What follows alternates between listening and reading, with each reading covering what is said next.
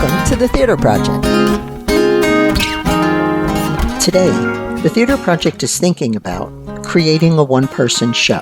I am your host, Mary Ionelli, and I sat down with Jen Ponton to discuss what inspired her to create her one-woman show and what were some of the challenges she faced while doing so.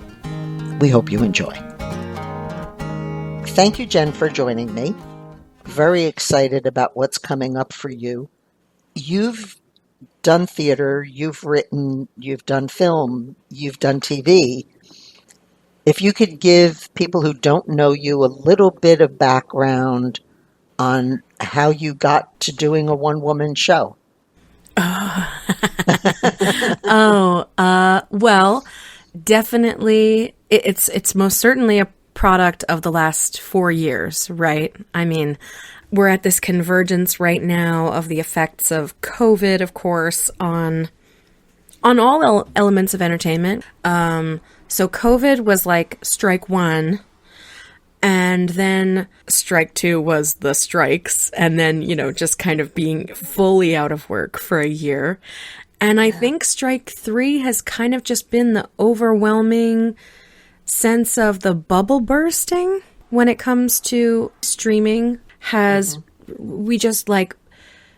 was way too much being made and nobody paying for it, and it's all fake money based on like subscribers and shareholders. So much of what felt like it was a fairly reliable industry, not necessarily like reliable, you're going to work, but that work gets made and this is how it gets made, has just kind of been thrown out the window. I have done some film and TV over the last handful of years, but I can see it all slowing down. I mean, it's not a great environment for any kind of stability. I mean, I don't feel like we would have said that it was the most stable career before. But right now it's really like, but I think the good part about it, and the good part about all three of those elements, is that there's always been a tacit agreement that, especially if as an actor, but I think really as actors, writers, directors, the work is more important than anything. It's more important than your life. You will pass up births of children and weddings and funerals to do it. Mm-hmm. You're given one golden opportunity and you'd better take it or you'll never get it again. And that, I think, it lowers the stakes a lot. And so I hope this is the case for most of us. It certainly is for me. I was like, well, there are no golden handcuffs anymore, for better or worse. I can take back my life because there's no way I would sacrifice all of this for that. I mean, not maybe for what I thought it was before, but certainly not what it actually is right at this moment in history. Right. So, that is empowering. I'm going to go ahead and choose me. I'm going to go ahead and choose the art.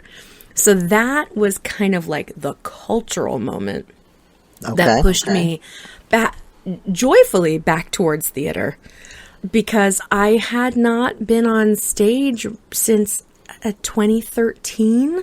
Wow. I know, and I missed it so much, but it became a liability, and I felt like unless I was on some kind of a contract that would really freely allow for me to take work that is mortgage paying work, is health insurance providing work, that I just couldn't take theater. So it had been a solid 10 years since I was on stage. That's crazy. It's so crazy. I never thought that moment would arrive in my life. But... Exactly. Now, where did you study? I went to Ramapo College up in Mahwah. I've got a bachelor's in theater for whatever that's good for. And then I came out of that program very scrappy, doing a lot of theater, doing anything I could find, right? On the Lower East Side at 11 p.m., and just doing that hustle until I started booking on-camera work in 2010. And that went pretty well for quite some time, pretty much all the way up until until COVID hit. And then when you decided you wanted to do the one woman show, was that something you always had in the back of your head? Or Shockingly, no. I had toyed with the idea of doing it, at a few little pin drop moments in my life, but nothing had ever occurred to me. Nothing seemed obvious. So I didn't think I had one in me. And I wasn't even aiming to do a one-woman show in theater. I was just I talked to my agents and I was like, let's get me back in the theater. I want to be doing shows again. And so I was auditioning for plays. And so here, this is the personal half of it. The personal half of it is that during COVID, I came out and I knew before COVID, but I was just trying to figure out a good time. it's not easy to navigate that. It is not. I know.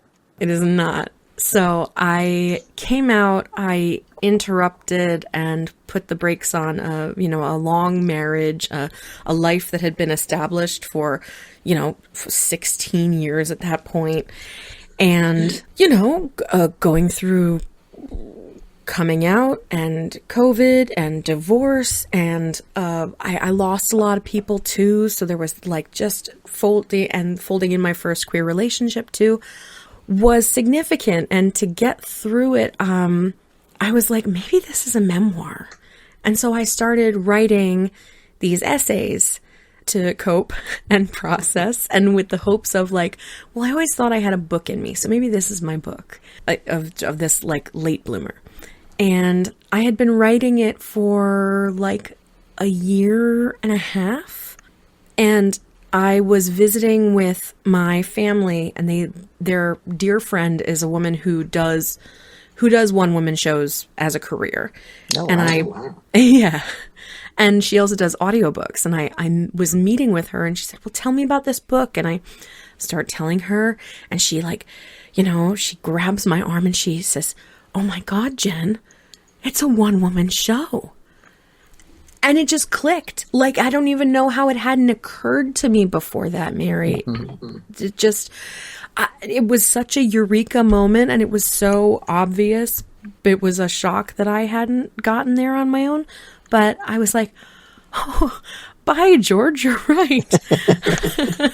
And when I was done with that trip, I came back home and I just wrote and reformatted like a beast for months, and turned a portion of these essays and then built and built and built. And then by that was October. And I think by January or February, I had my script.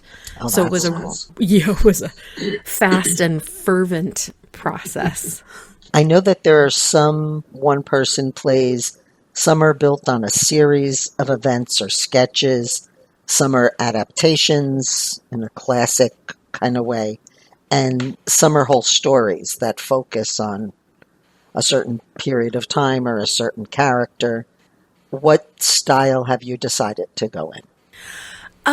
This is, it's essentially the arc of a life. So it's a timeline with a couple of drop-in moments. So we begin at 7. We begin at my 7th birthday party. And there are some pins dropped at 7 and 12 and 14 and 18. And then into my 20s, right up until this moment, when I was 35, 36. And you're playing all of those characters. And I am playing all of those characters, yeah. Mm-hmm. I know we talked about how long you took to write it. Once you thought you were finished with the final draft, how many rewrites did you go through, and what was that like? Oh, infinite rewrites. Infinite. One of my dearest friends on earth, Catherine, she and I were writing accountability buddies, basically. And we would sit together on Zoom every morning, and we would write for as many hours as we could together. I can't even tell you how many rewrites, how many versions, especially when I think the most pivotal one was that I thought the show would work well as standard storytelling, and I still think it would, But there was a real tonal shift when at one point, probably somewhere in January, so the script had existed for like 2 months. Somewhere in January, it really clicked that if I made it very present in the moment, and it was like these snapshots of life, as opposed to a retrospective, that it was so much more exciting and engaging and just a much more theatrical and exciting experience. So that was a big pivot that I took. And then once you realize that, I know usually with a script, you kind of workshop it, you do some table reads and things like that. But when it's a one-woman show, you're it.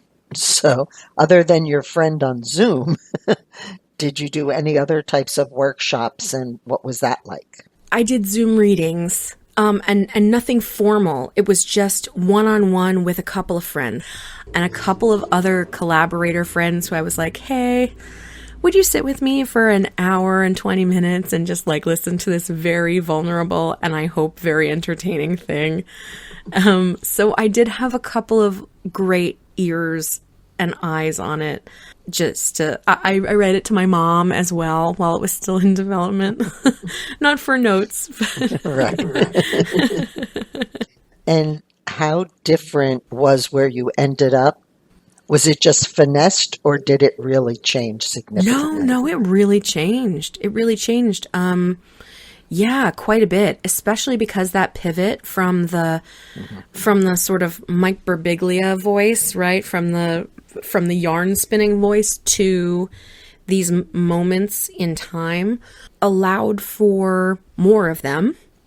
And were also so engaging that that's how I could then build in the theatricality and the stage directions and different props. And I was like, oh, now it's like a play. Now it's, it's being elevated to something else.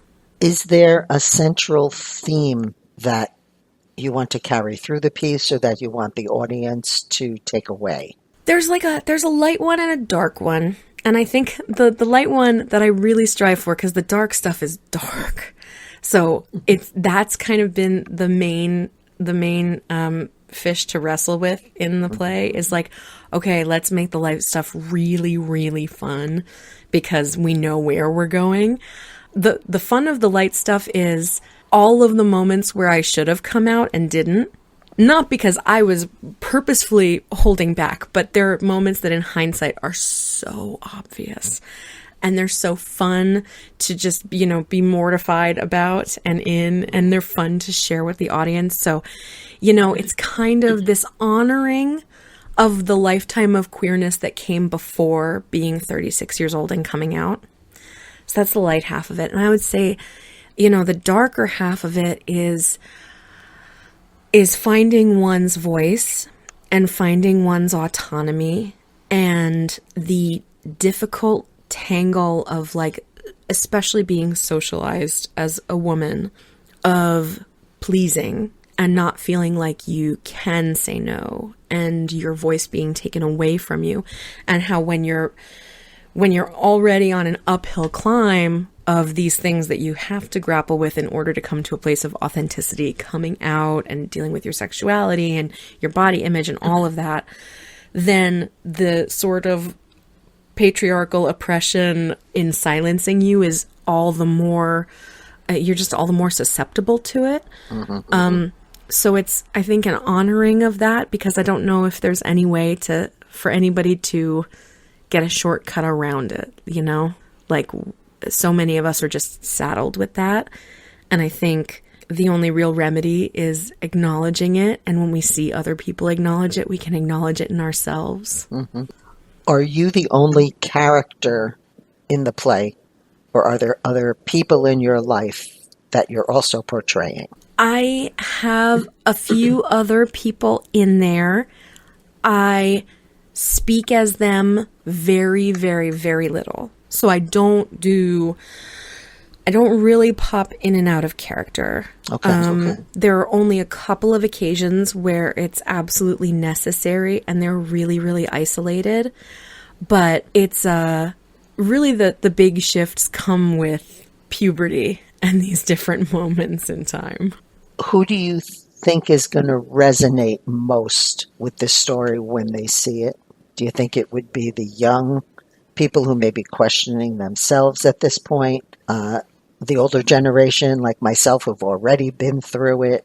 Yeah, Or people who are straight that may not understand it at all? I think straight people too, because I think straight people too, not for the queerness of it, but for the being pushed into a cookie cutter impression without your own consent, even if you're not a person whose sexuality is, is anywhere on the queer spectrum. I think that is a really unifying concept, but I do think like pretty squarely women. And then with the ages, honestly, I hope it is more resonant with, I mean, I'm 40 at this point, so 40 and up, because it's my dearest hope that that younger people are having fewer and fewer of these bumps in the road. But I think it's quite relatable for women my age and older, queer and straight alike. So that was getting through the writing and the putting it together. And now we're reaching the point where you've got to put it out there. And you've got you've got to find rehearsals and directors. What kind of a crew do you put together for this? How do you find the venue? Where, what were all those steps that you went through? They are so challenging. They're so challenging. Not the least of the reasons being that theater has also changed a lot since COVID. So, right, like I haven't done any plays since COVID and before. So when I found myself looking in New York again, all of these old standbys that I would have extended myself to, like, just don't exist anymore. Wow. Well, right, which was very interesting. And also, like, the infrastructure of a lot of theaters is lower. Like they don't have enough people on staff, and so like emails can just kind of go out into the great void. And I mean, so trying to nail down a location was difficult. I did have a wish list of, honestly, if any company would have produced me, I would have not been picky. But if I was going to be putting it on myself, I had a wish list of theaters. So like La Mama was on there, Dixon Place, and The Flea was on there as well. The Flea fled. Yes. And they've and I in doing my research realized that they actually ended up in a very beautiful location, and they've recentered and reconstituted themselves as like a very Black, brown, and queer focused theater company. And I was like, oh, this is an accessible space, which is always important to me as like a body liberation advocate. It's an accessible space. And, this is like a home for queer artists. And it definitely still felt at the tier of theater that I wanted to work with. So I chose The Flea back in September, I think, and landed there with them. And in terms of all the other pieces of putting on a show, it's been really difficult to know what I need, right? So like, because I'm technically the boss and everyone's looking to me, my lighting designer is like, what do you need? And I'm like, lights. Right? Like, I need to not be in the dark. Yeah, right. And so one thing that's helping is just me overtly saying like, hey, I'm an actor, writer. This is my first time producing. I've never done this element of design work before. So if you can explain it to me like I'm 5, then I'm happy to do whatever you suggest and, go with my best guesses and the whole nine. But it's been, I'll be honest, AI is also helpful. Like I'll sit with ChatGPT and I'll be like, okay, I'm producing a play. What do I need to think about now? And it will, aggregate some data and give me some ideas. And I'm like, okay, great. Thank you. how do I tell somebody that this is the formation of the room? And, it makes things a little bit easier for me to just like come at it with a bit more information. I guess the first thing you have to do is come up with funding. Yeah. Right? So how did you go about that? I am in the thick of that right now. In September, I partnered with Fractured Atlas, it's a 501c3 arts grant association. And they basically have constant applications open for grantees. And so you submit as an artist with your project and they accept you or deny you.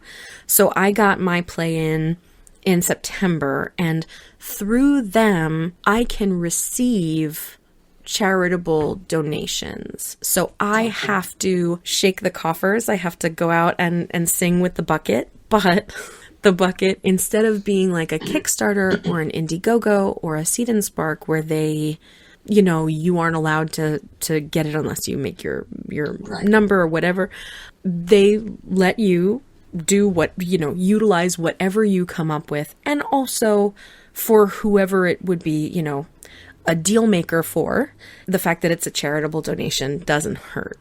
So I've been sending very well-meaning emails and, ringing the bell and shaking the bucket like a wild person just to try and come up with this money to make sure that it can go on stage without me going totally broke.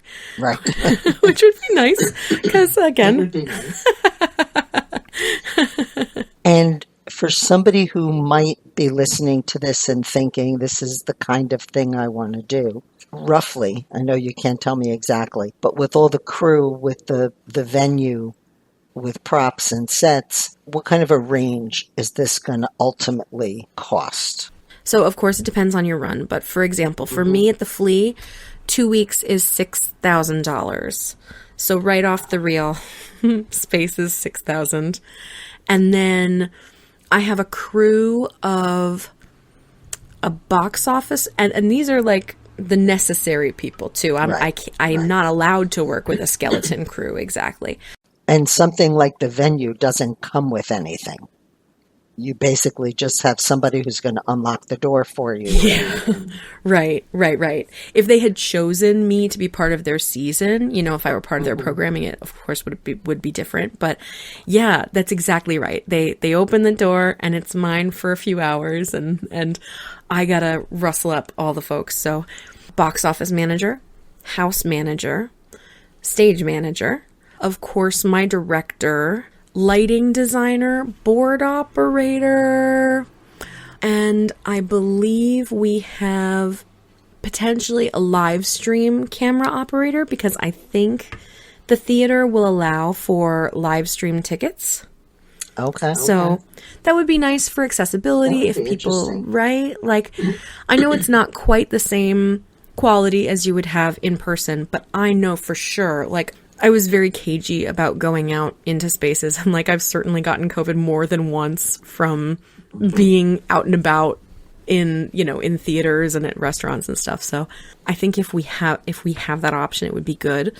But I do need another person to run it. So I think that's like 7 crew people on any given night. And I think the crew is like another $6,000 or $7,000, pretty much, all told. Do they have to be equity? No, they don't have to be That's union. That's a good thing. Yeah, right.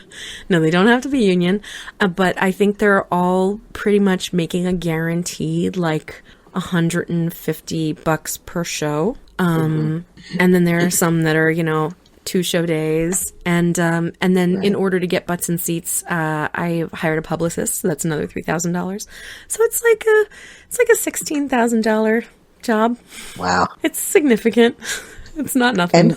And you're hoping that you'll be able to take this after the 2 weeks and move it around. Have you thought of putting it in any festivals or competitions or things like that? Do any of those exist? Yes, lots of them do. Lots of them do. In fact, so this will be Sugar Coated's New York premiere, but the world premiere was in June at the Denver Fringe Festival. So that was the first time I was able to put it up on its feet. And that was delightful and exciting. And, I was in a brewery in the middle of the afternoon, right? So like space-wise, not ideal, but still a wonderful experience. And I know that there's also like the United Solo Festival in New York, which I was on the fence about doing, but it's so much money for like maybe 2 shows. Wow. Right. And so I was like, I don't know, do I want to swing for the fences and have like a 2-week run and maybe lose a little bit of money, but also be able to keep all of my ticket sales and hopefully recoup? Or do I want like 2 random shows in the middle of an afternoon that I can't even get my friends to come and see? So I was really weighing the options on United Solo. But I'm going to go to Edinburgh this summer. Wow. Yeah. Yep. That's exciting. It's very exciting, a little bit overwhelming, but I believe I'm going to be in Scotland for 2 weeks. And now there's, again, cost associated, right? I don't know how big the sets are, but, do you have to bring the crew with you? And No, I believe they actually provide you maybe with a running crew. It's going to be space dependent. Thankfully, my show really doesn't have any sets at all to speak of. I use a very small, the standard cafe table and chair. Right. I use that, and that's it. I've got like a backpack's worth of props, and that's it. So in terms of like running materials for my show, really, really, really, really small. But when I was in Denver, I did see how creative some folks had to be with the way that they transported their set pieces, and how they sort of scrappily made things like collapsible or inflatable or what have you. So I'm grateful I don't have to figure that thing out. And then when you're doing this 2 weeks, I don't know, how many shows is that? 6, 8? I believe we have 12 performances. Okay. Yeah. How do you stay healthy through that? Hope.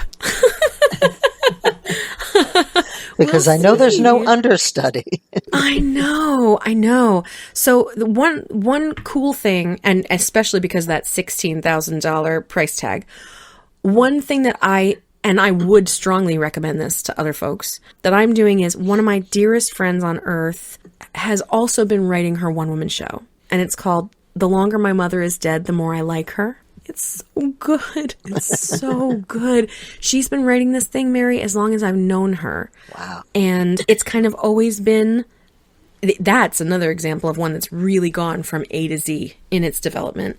It's seen so many colors, and I hadn't seen a lick of it up until her first performance of it about a year ago. Oh, wow. And it's so beautiful, and it's so funny and so touching and so painful. And I was like, oh my God, you were hiding this under the bushel the whole time?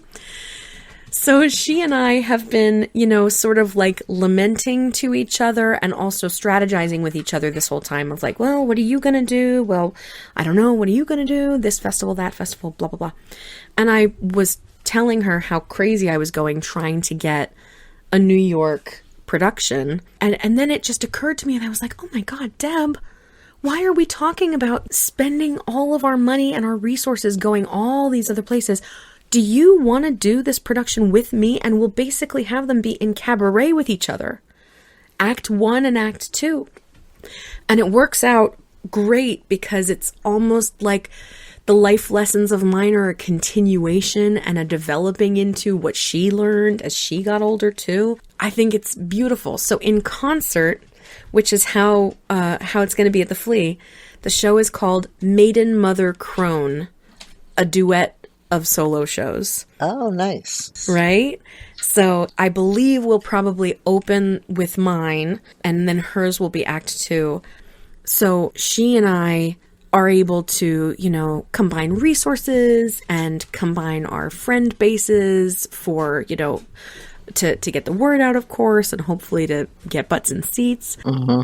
And we'll do Edinburgh together too. So however expensive Edinburgh is, at least we'll, be staying together and trying to make that work. But yeah, I think that helps in it feeling more like a theater experience too. Right. we'll be in the dressing room together and cheering each other on, and it sort of helps take the very self-conscious, like, oh, I don't want to put myself out there, but I want Deb to shine. So if I, focus on Deb, or if she focuses on me, it's just like a nice evening out and a very like collaborative teamwork situation, And to stay healthy, then, do you have anything like that you do for your voice rituals?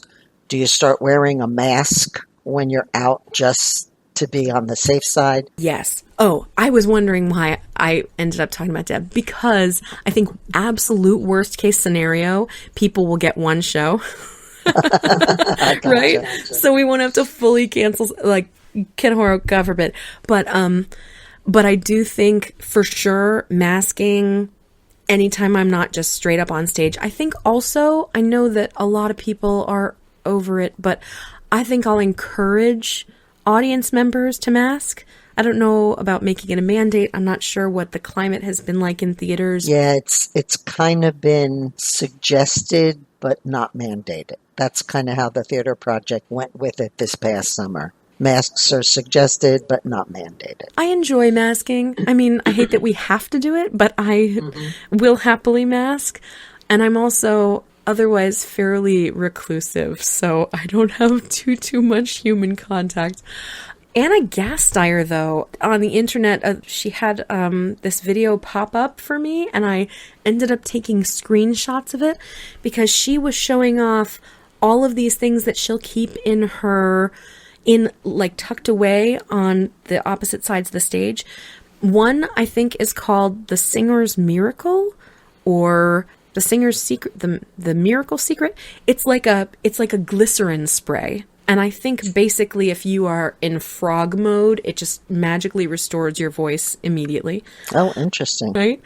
And it wasn't Fisherman's Friend, but there was another lozenge that used that same glycerin-based ingredient to do the same thing. So I think that. I also like Liquid IV, hydration and immunity powders.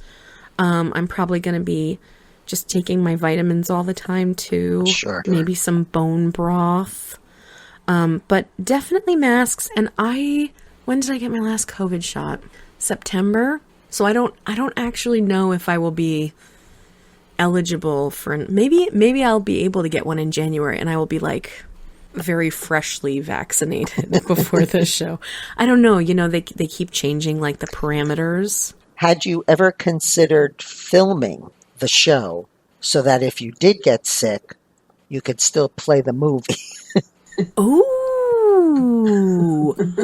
I had not considered that exact thing. That's brilliant. That's really brilliant.